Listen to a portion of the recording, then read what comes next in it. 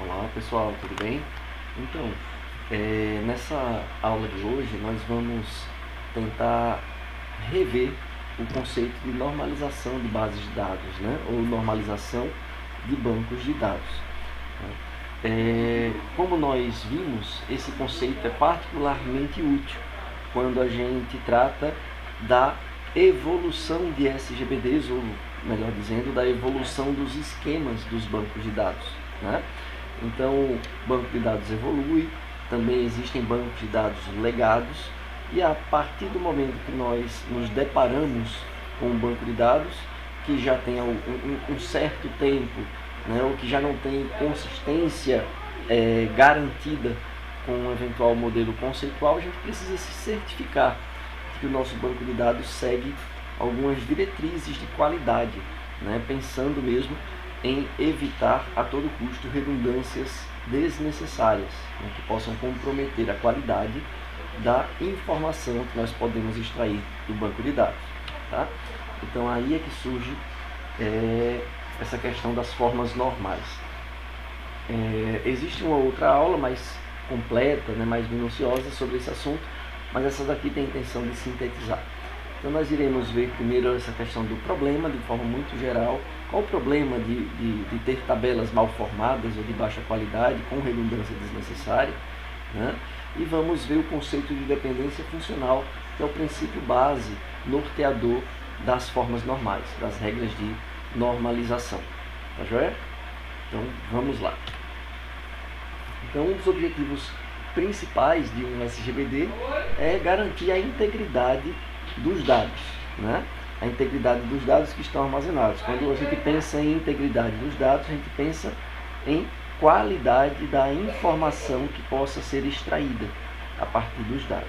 Então, algumas regras para isso precisam ser consideradas para você atestar, né, que os dados têm qualidade. Algumas dessas, né, são garantidas automaticamente pelo SGBD, como a unicidade das chaves, seja primária ou candidata, né? A questão das chaves estrangeiras sempre apontarem para uma tupla que já esteja previamente cadastrada. Então, tudo isso aí já é garantido automaticamente pelo SGBD, mas a gente precisa se certificar também, principalmente no contexto de redundância, né? Então, a gente quer evitar redundância desnecessária, porque evitando redundância desnecessária, redundâncias desnecessárias, melhor dizendo, a gente previne ou evita totalmente inconsistência de dados. Então, para garantir isso daí, nós precisamos verificar essas regras, né, chamadas de normalização. Então, vamos começar com um pequeno exemplo didático, né? Tá aí o esquema de uma tabela de pacientes. Então, nós temos aqui o ID do paciente, né? Nome, endereço, telefone, sexo, data de nascimento, sigla do convênio, nome do convênio, endereço do convênio, telefone do convênio. Então, note que é uma tabela relativamente abrangente, né?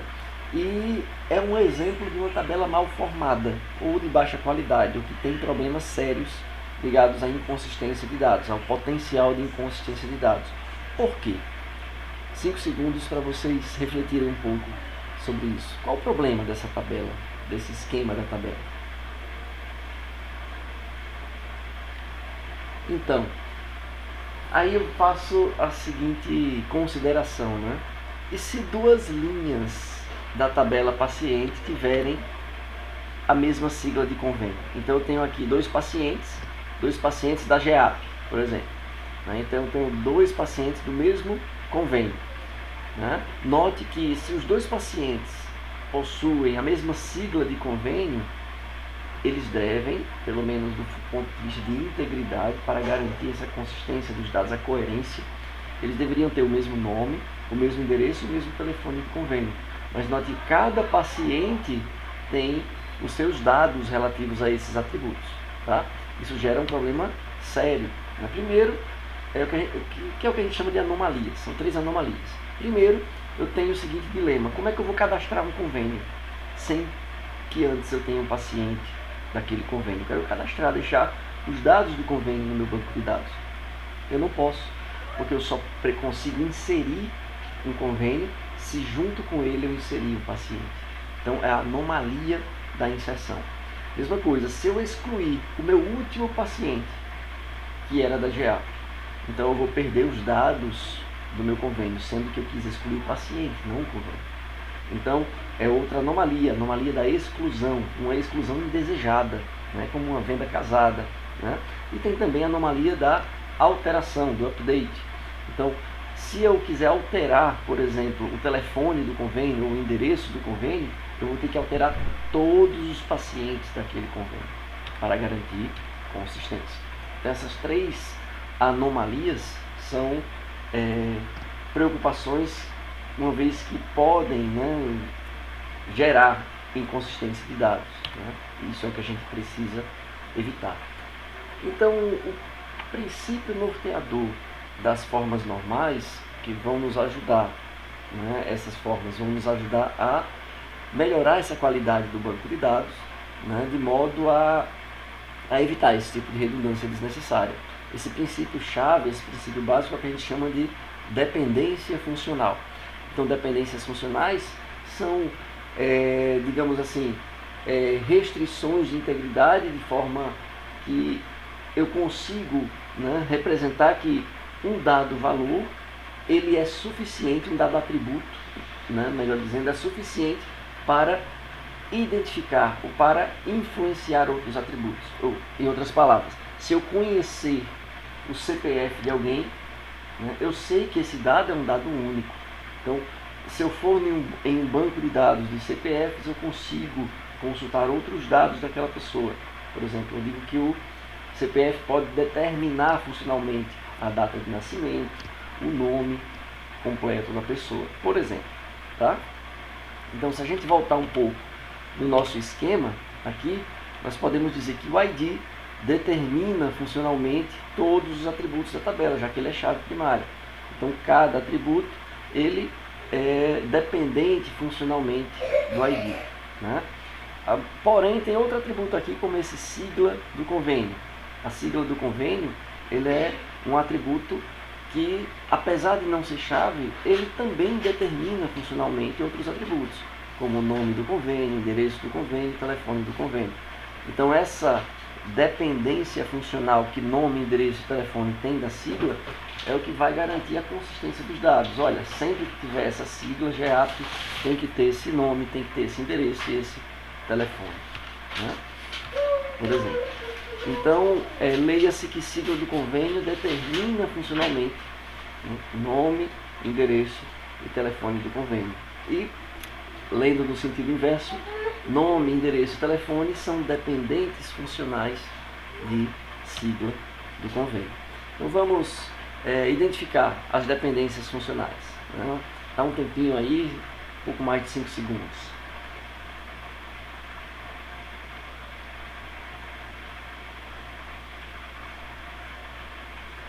Então, o que eu quero dizer como dependência funcional?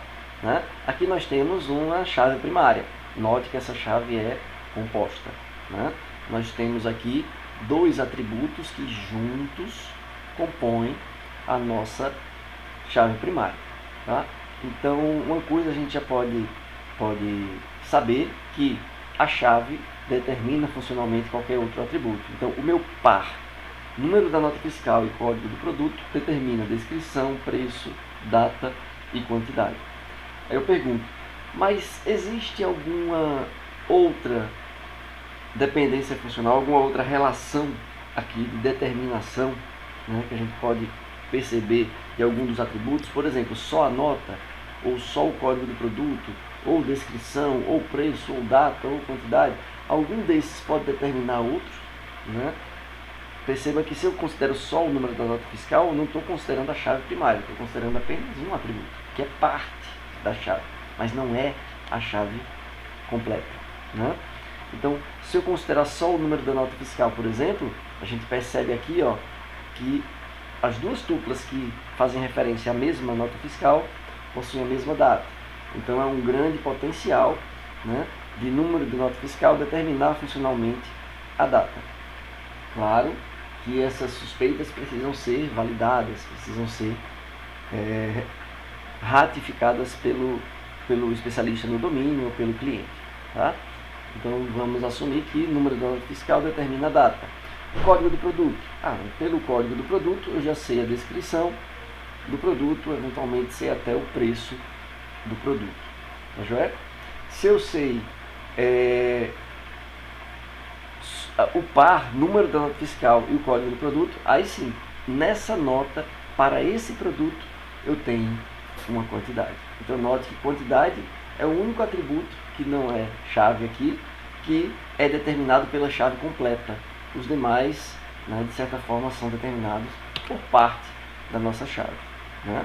Então, por essa razão, nós podemos utilizar esse conceito, né, de dependência funcional para nos ajudar a resolver esse problema como quebrando essa tabela problemática em tabelas menores, né, mais independentes e que não tenham a necessidade de ter uma repetição, né, desnecessária, uma redundância desnecessária dos dados.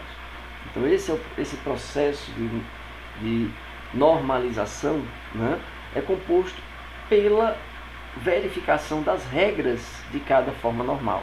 Lembrando que cada forma normal é acumulativa. Tá? Então, eu não posso satisfazer a segunda forma normal sem antes ter conseguido satisfazer a primeira forma normal. E assim sucessivamente. Né? Então, são sempre acumulativas. E normalização são essas regras, esse conjunto de regras, né, que permite identificar a existência dessas anomalias, né, de inserção, de exclusão, de modificação, de maneira sistemática. Né? Então, a partir dessa verificação progressiva, acumulativa das regras, nós vamos atestando ou não a qualidade de uma tabela. Então, o que eu quero dizer como acumulativa é, para estar na segunda forma normal, eu já tenho que estar na primeira. Para estar na terceira forma normal, eu tenho que estar na segunda e, consequentemente, na primeira, e assim sucessivamente. Tá? Então, se a normalização é bem sucedida, o espaço de armazenamento dos dados é otimizado, não tenho redundância desnecessária, então eu armazeno, né, e ocupo menos volume de dados, eu tenho mais eficiência nos updates por conta de não ter as anomalias devidas, né? O volume de dados é menor, as consultas tendem a também responder mais rapidamente, né?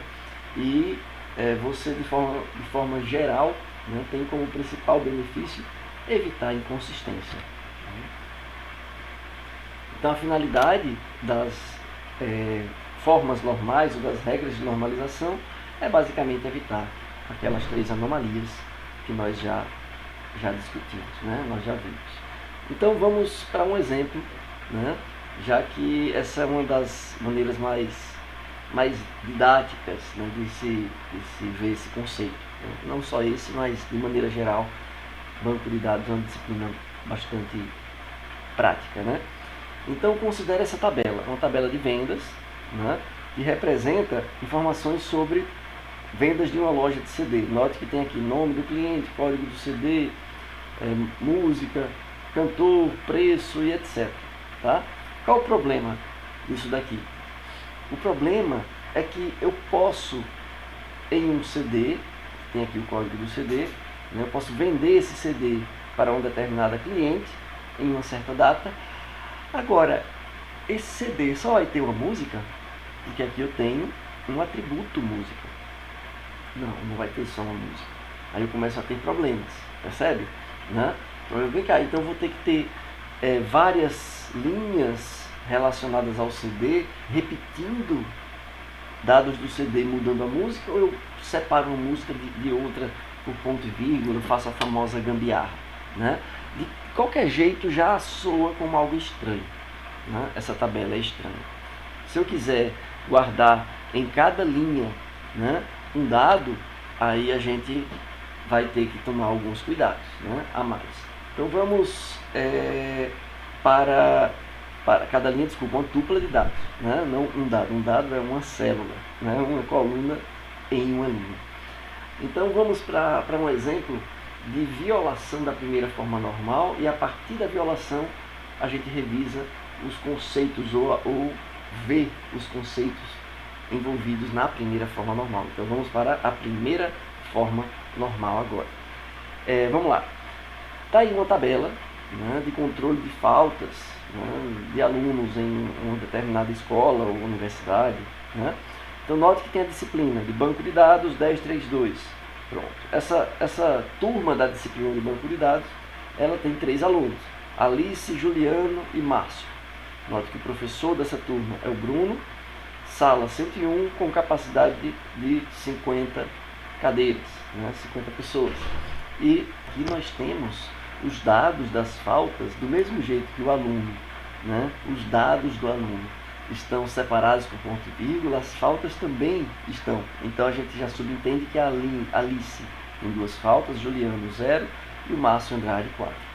Agora, qual o problema disso daqui? Qual o problema de ter atributos multivalorados? Que é isso que a primeira forma normal quer evitar. Né? Não se pode ter atributos multivalorados em um banco de dados. Né? Então, cada atributo de uma tupla contém um único dado. Tá?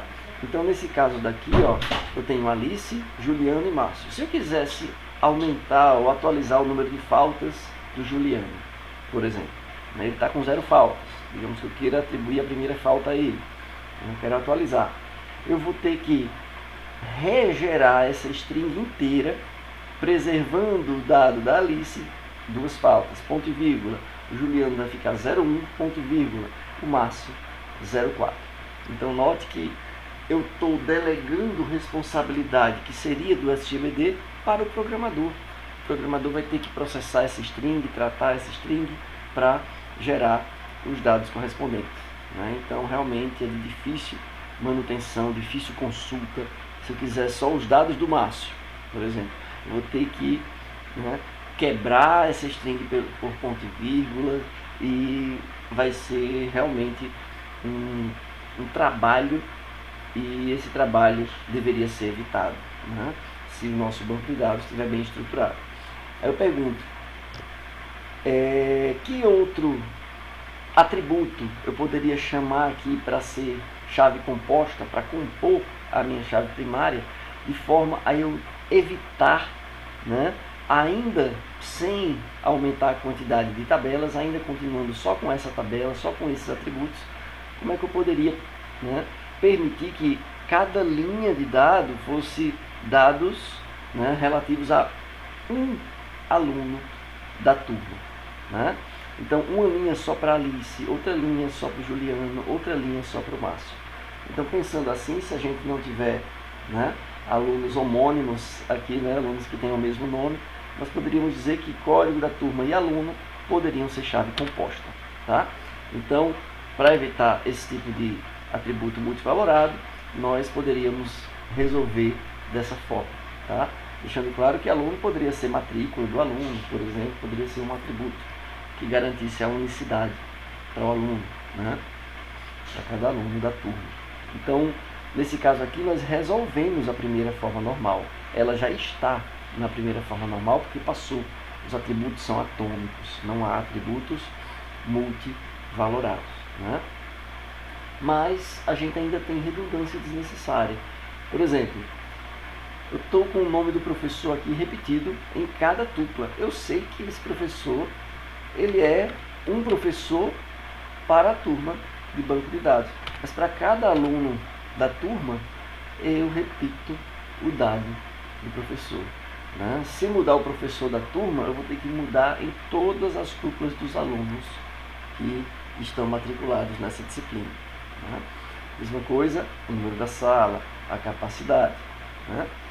Então, a partir daí, nós percebemos que tem mais problemas do que isso. Né? Então, o que diz a segunda forma normal? A segunda forma normal diz que nós não podemos ter dependência funcional de um atributo que é apenas parte da minha chave primária. Tá? Então, por exemplo, para eu conhecer professor, eu preciso da chave primária inteira, por exemplo, código da turma e alunos juntos, para poder conhecer o professor? Não. O professor, ele é designado para a turma. Então, só a turma já designa o professor.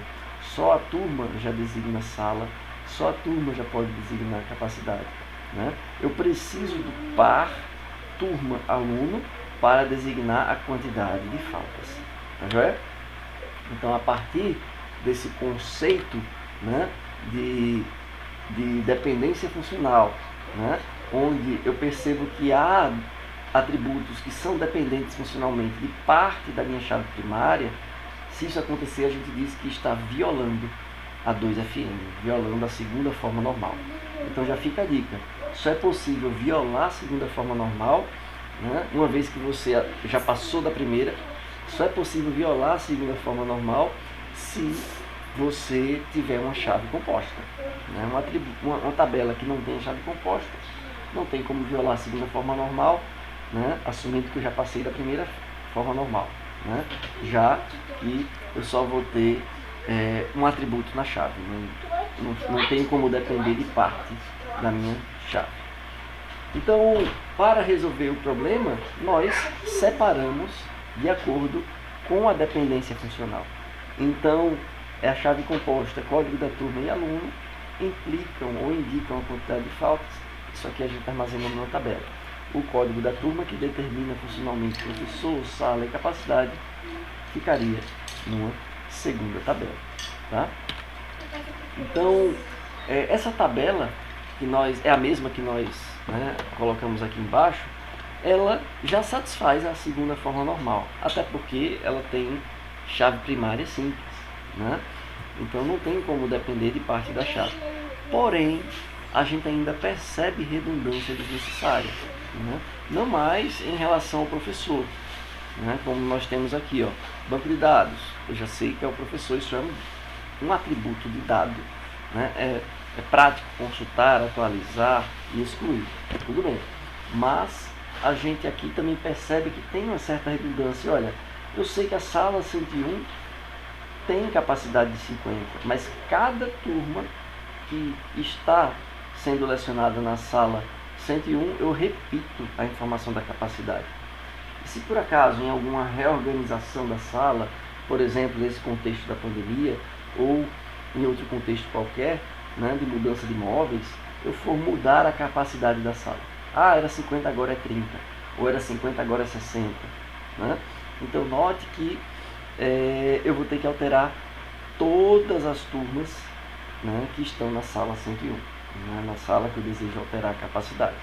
Então, isso daí me gera uma suspeita de que a sala pode, sim, determinar funcionalmente a capacidade. Né? Conhecendo a sala, eu já sei a capacidade vai ser consequência da capacidade daquela sala. Percebe? Então, se isso for verdade, né, o cliente, uma vez confirmando essa dependência funcional que a capacidade tem em relação à sala, nós podemos dizer que nós temos um atributo que não é sequer parte da chave, mas que determina funcionalmente outro atributo. Isso daí é exatamente a definição da terceira forma normal. Tá?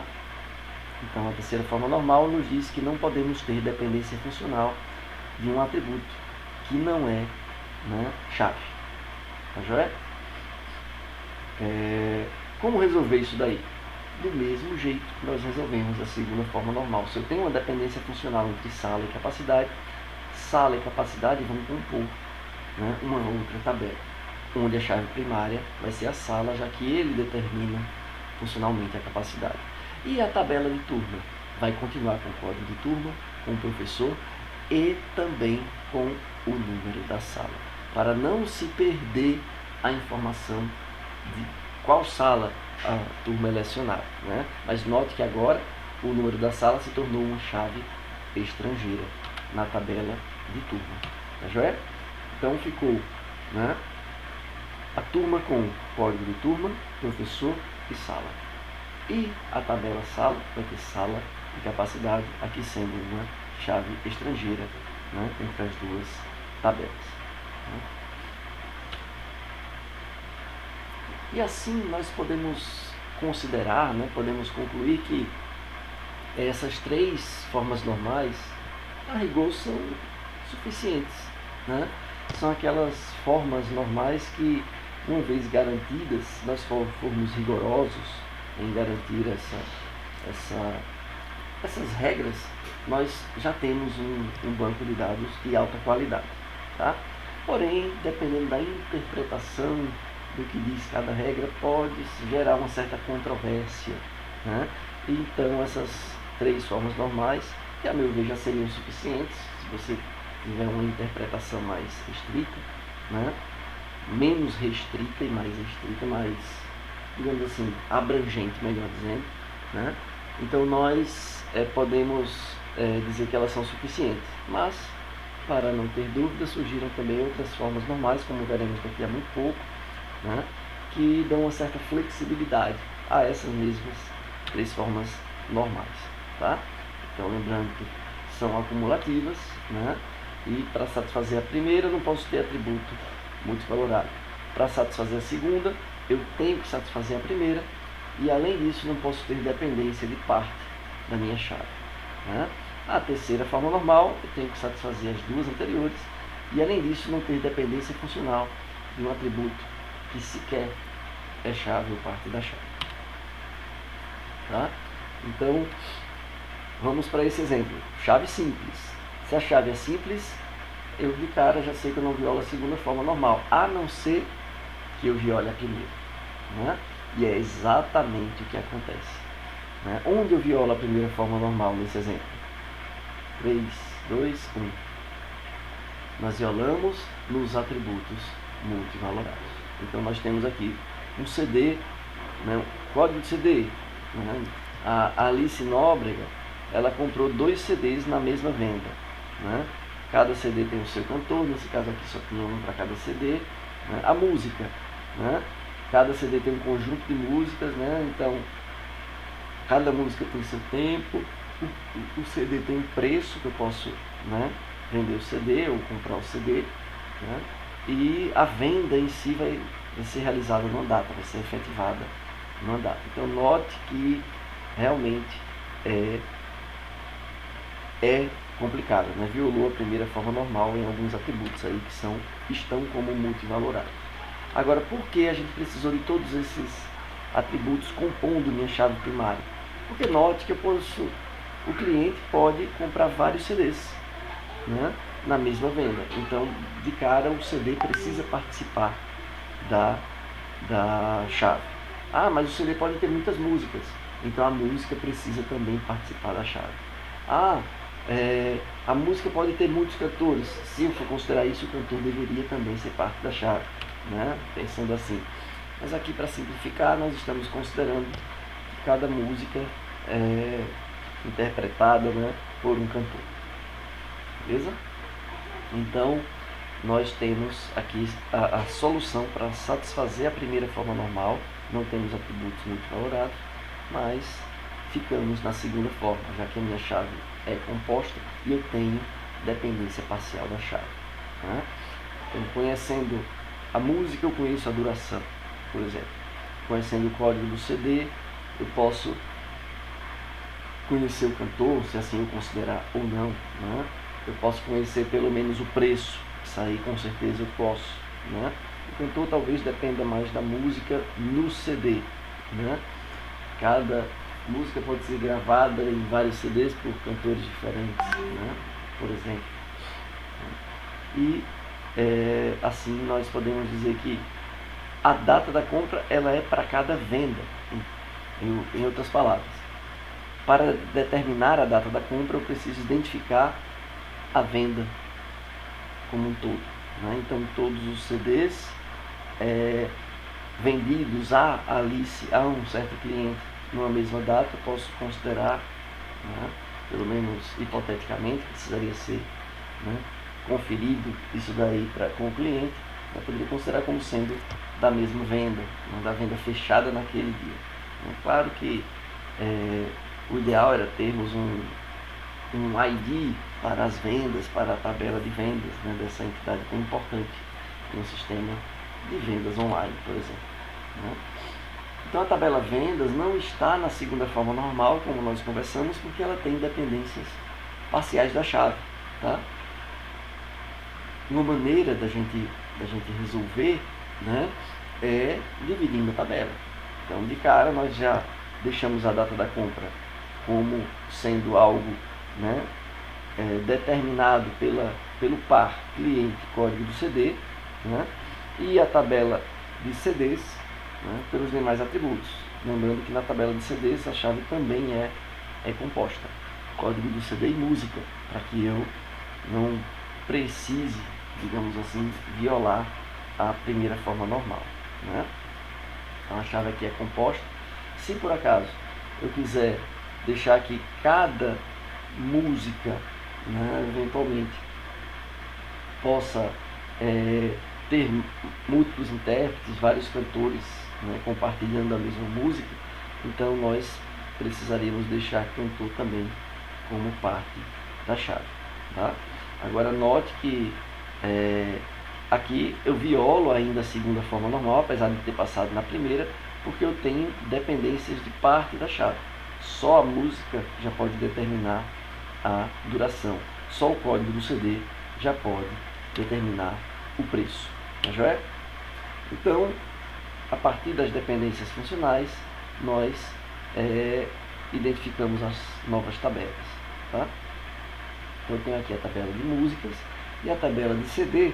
Ela agora não tem mais a duração de cada música. Ela apenas tem uma chave estrangeira para a identificação da música.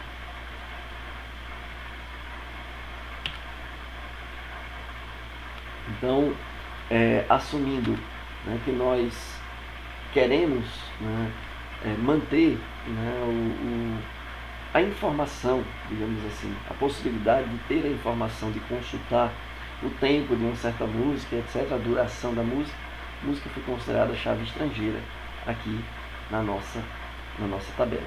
Então, perceba que nós ainda temos redundância, né? Por exemplo, o CD está aqui, tem duas tuplas, né, relacionadas ao mesmo CD, que é que eu preciso armazenar para cada música do banco de dados. Mas só o código do CD já é suficiente para determinar o preço. Só a música poderia ser suficiente para determinar o cantor, ou o par código do CD música para determinar o cantor. Aí depende da intenção, né, do modelador, né, a intenção do especialista no domínio. Tá?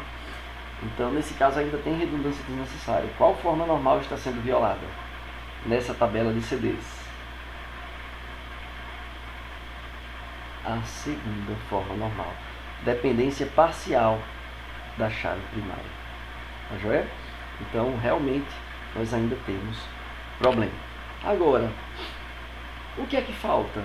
Né? Uma vez resolvendo esse atributo, essa dependência parcial de atributo-chave, o que é que ainda faltaria? Nós já vimos como resolver atributos multivalorados, dependência parcial da chave primária, dependência de atributos que não são chave, nem parte da chave, né? Então, o que falta? O que falta? Vamos usar um exemplo. Essa tabela está na terceira forma normal? Claro que não, professor.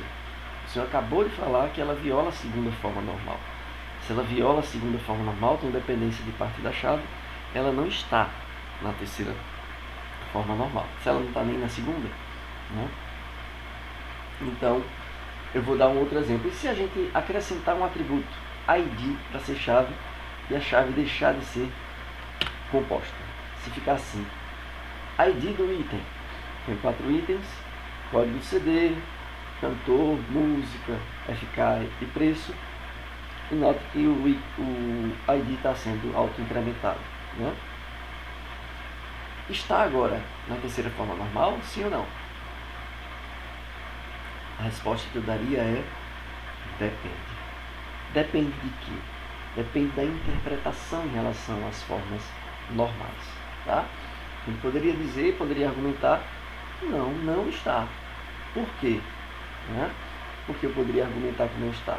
O que acontece com essa chave composta se por acaso eu criei um outro atributo, né, para ser minha chave? Eles continuam sendo únicos, código do CD junto com a música ficar. Mas só que eu não escolhi para ser chave primária, mas ele não deixa de ser chave. Então, chave candidata. Tá? Se é chave candidata, eu tenho dependência ainda de parte da chave, só que é de parte da chave candidata. Com o código do CD eu consigo o preço, né? Com a música e o código do CD juntos eu consigo saber o cantor, por exemplo. Agora note que tem essa restrição, mas há algumas interpretações, né, que dizem não, mas a segunda forma normal não diz dependência parcial de qualquer chave, seja primária ou candidata. Ele só diz dependência parcial da chave primária. Então aí não viola a segunda forma normal, passei. E também eu não posso dizer que viola a terceira usando o mesmo argumento, porque código de CD determina o preço, eu sei, mas só que ele é parte de uma chave candidata composta, né? Então se é uma chave candidata composta, eu não estou dependendo de um atributo que não é chave nem parte da chave. Então a minha dependência parcial aqui também há quem argumente que não viola a terceira forma normal, né? Então, por conta disso, porque não é um atributo que não é chave nem parte da chave. Mas há controvérsia, tá? Em suma, se a gente generalizar um pouco e considerar também chaves candidatas, né, como essa extensão das formas normais, né, então nós resolvemos só com essas três regras, né?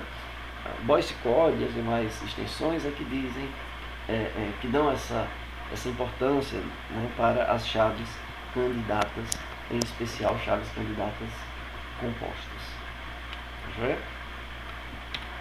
Então como ficaria? Olha só, nós, a partir das dependências funcionais que foram identificadas, foram detectadas, nós quebramos a nossa tabela. Então nós temos agora uma tabela de CD que na verdade não tem mais todos esses atributos, né? O código do CD só determina o preço, então na tabela de CD só vai ter código e preço, tá? Então foi o que aconteceu aqui. Eu não tenho mais redundância, não tenho dados repetidos do preço, né? Onde eu corro o risco de ter o mesmo CD nessa tabela anterior, o mesmo CD com preços diferentes. Atualizei num canto, não atualizei no outro, e eu perco a informação precisa, né? E a duração já estava com a música, e aí a gente precisa guardar o relacionamento, a ligação entre as músicas de um CD. Aí sim, tem repetição, mas é uma repetição necessária. Eu preciso fazer o link mais de uma vez entre uma música e o código do CD. Tá joia? Então, nesse caso daqui, nós precisamos ainda dizer que esse cara é parte da chave. Só faltou isso daí, tá? Então, o código do CD é parte da minha chave. Já vou fazer aqui para não esquecer. Pronto. Tá aqui, corrigido ao vivo, né? Então, o código do CD junto com o código da música, né, determina o cantor. Então, eu posso ter a mesma música em CDs diferentes, com cantores diferentes. Tá joia? E é isso daí. Qualquer dúvida, estou à disposição.